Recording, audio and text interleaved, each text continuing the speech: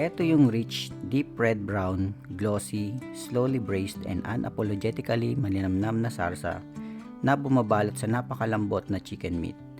This is Kapampangan style chicken asado.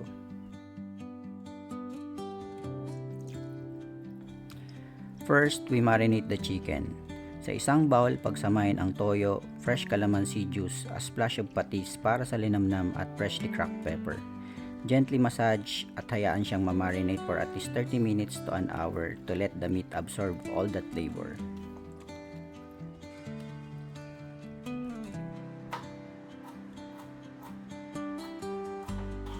Habang nagmamarinate, we will roughly chop 3 large tomatoes, red chili, a medium-sized onion, and garlic.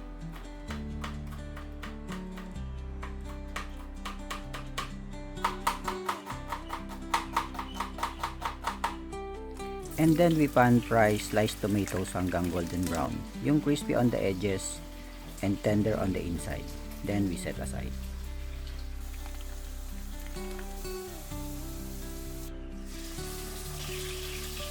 Now separate the chicken from the marinade.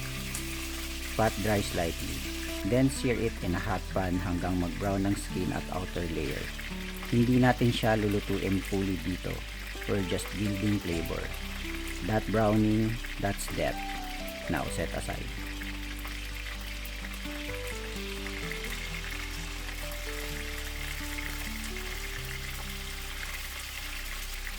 In the same pan, igisa ang sibuyas at bawang. Kapag mabango na, we add the red chili for that subtle kick. Huwag masyadong madami, yung tama lang na panggising ng panlasa. Then we add the tomatoes. Igisa until mushy and saucy, yung tipong nadudurog na at nagiging base ng sauce. Season with a little more patis at oyster sauce. Dito pa lang layered na ang alat at umami. Next, pour in tomato sauce and about a cup of water. Gently mix hanggang kumulo. Makikita mo na mas nagiging makapal at mas buhay ang kulay.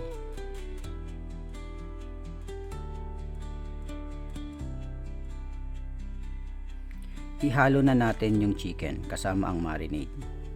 Then add bay leaf and a can of liver spread. This is very Kapampangan. The liver spread adds richness, thickness, and that subtle earthy depth na hindi mo agad ma-identify. Pero hahanapin mo siya pag nawala.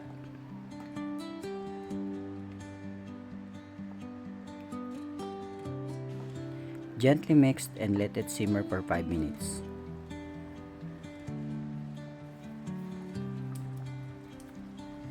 After that, we add back the pan-fried potatoes and sprinkle a generous amount of coarse black pepper.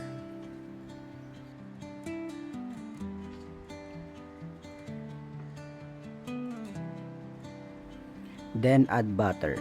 This is optional but believe me, it will elevate this dish further. Anything with butter tastes better. It melts into the sauce, making it silkier, richer, and slightly luxurious. Let it cook for another 5 minutes until everything marries together. The sauce thickens, the oil slightly separates on top. The chicken becomes tender and fully infused. The flavor profile is savory forward with balanced sweetness from the tomato sauce. May gentle acidity, may umami depth from patis, oyster sauce, and liver spread. May warmth from black pepper and chili. And that butter, it rounds everything off beautifully. Every bite is comforting, bold, and proudly Kapampangan. Kaya ano pang hinihintay natin mga tropa? Tara na at mag-food trip tayo!